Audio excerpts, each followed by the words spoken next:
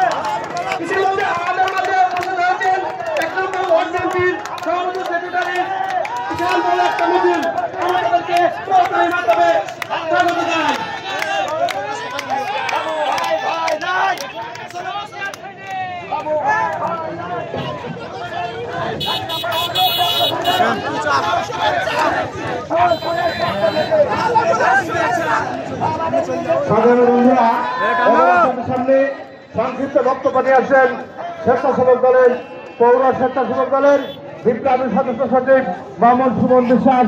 সুমন বিশ্বাসের বক্তব্য রাখার জন্য বিশেষভাবে অনুরোধ করছি।